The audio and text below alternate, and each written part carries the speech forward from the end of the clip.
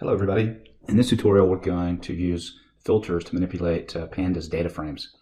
In one of our past tutorials or videos I showed you how to read in data using the read CSV method from Pandas, and we read in document data 5, and then so you can do this exercise using that method, but I wrote a function, and you'll need to be able to do this in your project using what it allows you to do is put in a start file and end file, and it concatenates or takes each of the files and joins them together to make a long data frame that then you can process.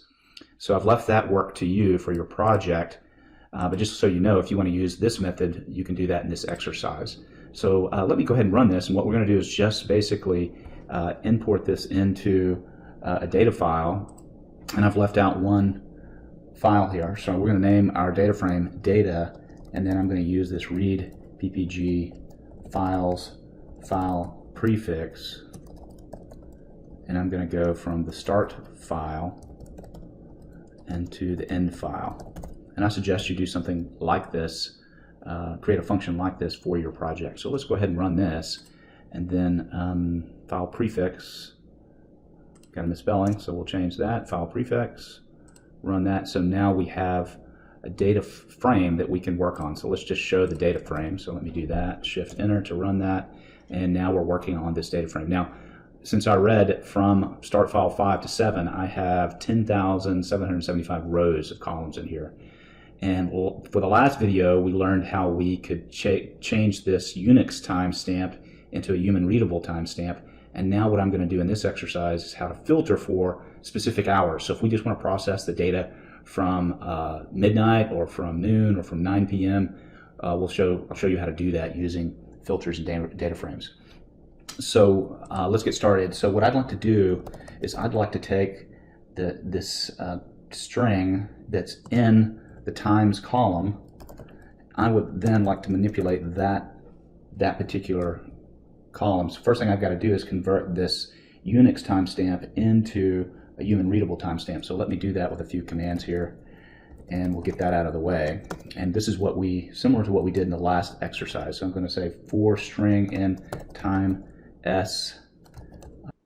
We've created this time data list up here so that we can take all of our we want to apply the date time method to the time column and put it into this time data list. So let's go ahead and do that.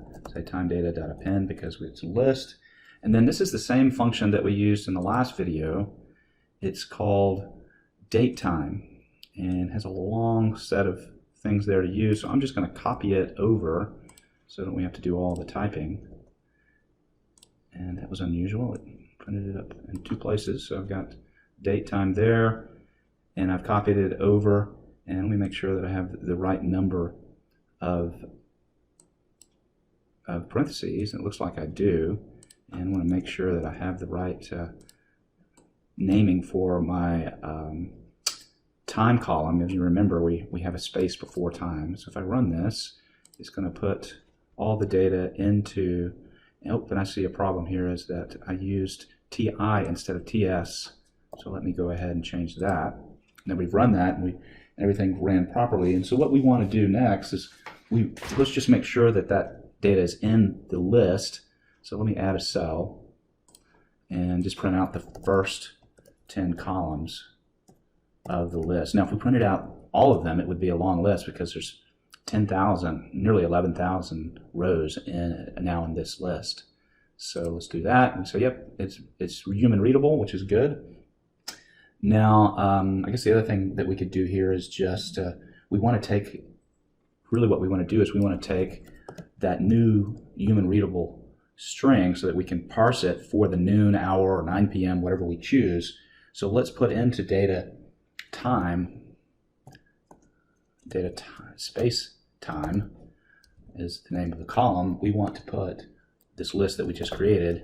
So let's do that, time data. We run this, and that worked. And let's go ahead and show in a new cell the data output. So once again, we have nearly 11,000 rows, and we can see that we have October 24th, 2019, at the hour of 12th hour and 53 minutes. This was the accelerometer data that was acquired. Now what we want to do is we want to be able to process each hour separately. So we need to be able to search for this string, space 12, capture all that data, process it, and then go to the next hour. So let's use a filter to do that. So I'm going to show you how to do that. So first, let me set up the string that we want to search for or filter for in the particular column of time. So we're going to call this HR string 12 for the noon hour. And what we're looking for in this case is space 12 colon, and that matches that right there. So once we've selected that, we want to create something called a filter, and we're going to call it t-filter. But just so you know, filter by itself is a built-in function, so I can't use filter, so I'm going to use t-filter. And then I'm going to say I want to take the data once again in our time column in the data frame, and then I want to use a string method called string contains and use the string 12. So let's cover what I just wrote out there. Look in the column for data time, and I want to know the particular values that contain space 12 colon, and put that into the t-filter variable. Now it's going to put a true or false. Does it contain it or not contain it? So let's go ahead and run that. Got an attribute error, and I've misspelled contains. So let's run that again. And now let's just show what is in t-filter that we just created. And a way to do that is, let's put it in another variable, just call it A, and then I can say t-filter value counts, which is a method for a particular data frame filter.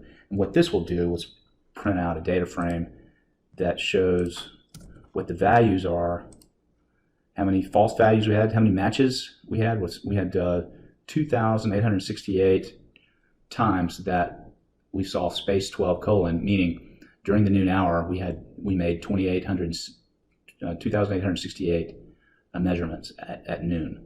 So what we want to do is grab all of those and then be able to process them. So the next thing that we should do then is, let's say we want to collect all of the accelerometer data at the 12th hour. We can say accelerometer 12 equals data, and I want to use the loc.loc operation on the t-filter, and then I can list out the particular columns that I want to operate on.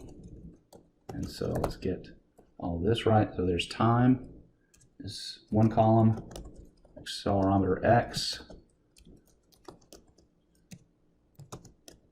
accelerometer Y, and accelerometer Z columns. I need one more.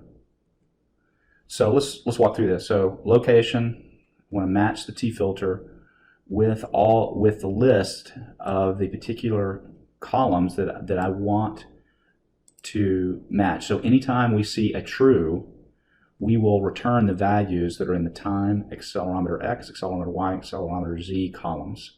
And we're going to put all of that into a variable called accelerometer 12. So let's run this.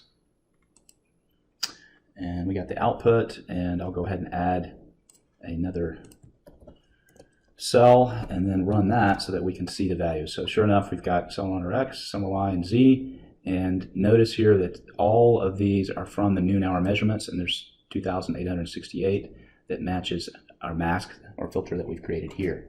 So, so this is going to be an important method or approach for you to use in your project if you want to process the data for every hour. And that's one of the things I'm going to ask in your project, is analyze every hour separately and give me some statistics around each hour.